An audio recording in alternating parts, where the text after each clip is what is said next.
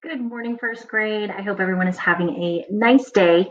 All right, we have our first deep dive of Module 3, and today we have another Shades of Meaning lesson. So if you watched the other learning video for Wit and Wisdom today, the longer one, you would have heard this poem called The Wind, although I didn't give you the title of the poem when I read it the first time. But if you haven't watched that, no big deal, no problem. We are going to read it again right now and talk a little bit more about it. And while we're listening to this poem and reading it, I want you to think about if you notice any action verbs. And do you remember what action verbs are? Yeah, those are words that tell about action. And as we're reading and thinking about some of the action verbs, what you will eventually do when you're finished watching this video and at the end for your activity is use a shades of meaning chart to sort these action verbs in order from what you think means the least powerful or least strong to the most powerful or the strongest. So this is that, I'm sleepy, I'm tired, I'm exhausted. But this time we are going to sort some verbs related to the wind and the poem. And these are words that I think you'll notice will all have to do with the word move, right? They'll be related to the word move.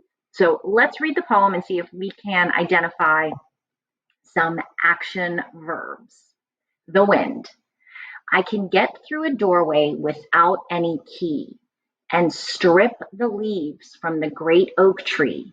I can drive storm clouds and shake tall towers, or steal through a garden and not wake the flowers. Seas I can move and ships I can sink. I can carry a housetop or the scent of a pink. When I am angry, I can rave and riot. And when I am spent, I lie quiet as quiet. So, were there some action verbs that you noticed in this poem? What do you think? Yeah, these were some that I noticed. See if these were some of the action verbs that you noticed. Strip, drive, shake, steal, rave, lie, move. And like I mentioned at the beginning, these words are just all different ways of saying move, right? And just like we've talked before with shades of meaning, they're all have a very similar meaning, but they're all a little bit different and they create a different picture and convey a slightly different meaning when we hear them. So the word strip, let's look for that in the poem. So I strip the leaves from the great oak tree. So I'm thinking if the wind is stripping the leaves, like pulling the leaves off or knocking the leaves off from a great oak tree, I would think that that would have to be pretty strong, right? The wind would have to be pretty strong to be able to do that. Do you agree? Yeah, that's what I was thinking. Okay, drive. Let's look for the word drive in the poem. I can drive storm clouds. What do you think with that one? Drive. If I'm hearing storm clouds, I don't know about you, but I'm thinking that that probably is a little bit stronger, right? That gives me a picture of dark storm clouds kind of rolling in somewhat quickly, and that would be a little bit more powerful in my mind. All right, shake. Shake tall towers, used in this poem, shake tall towers, right? I also think that that would probably be a little bit more powerful, on the more powerful end, right? All right, what about the next one? We have steal. All right, steal. Now I find that word in the poem here. Or steal through a garden and not wake the flowers. So what do you think? Does steal make you think that it would be really powerful or not very powerful and strong if they are not waking the flowers? Yeah, I would think that that would be on the lower, less powerful. All right, we got a couple more to go through. rave. All right, rave. So it says, when I'm angry, I can rave and riot. Do you think that would be more powerful or less powerful? Yeah, right. When I think of angry and the wind being angry, it makes me think that that would be pretty strong and powerful. And then our next one is lie. So in the poem, it says, and when I am spent, I lie quiet as quiet. So what do you think? More powerful or less powerful? If it's quiet as quiet. Yeah, that makes me think that would be one of the least powerful verbs for move. And of course, the last word, move, let's find it. Seas I can move and ships I can sink. What do you think?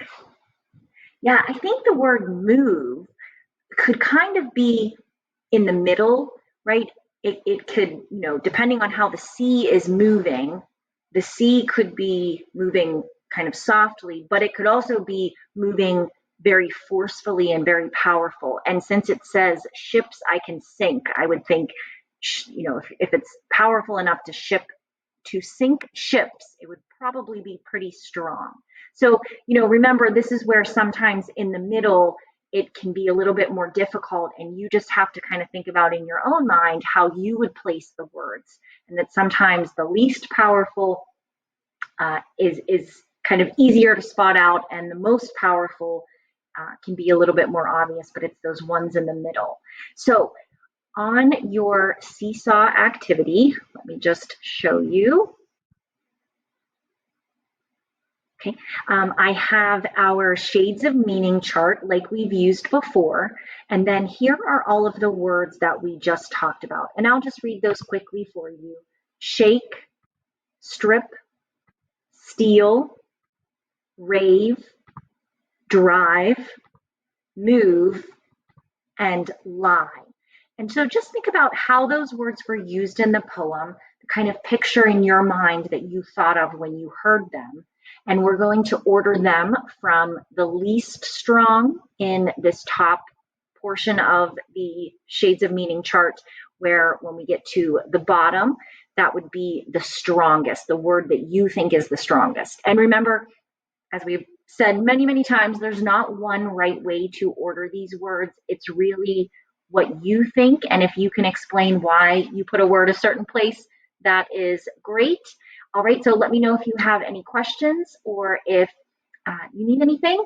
And I can't wait to see what you think about these words. And I'll talk to you soon. Bye.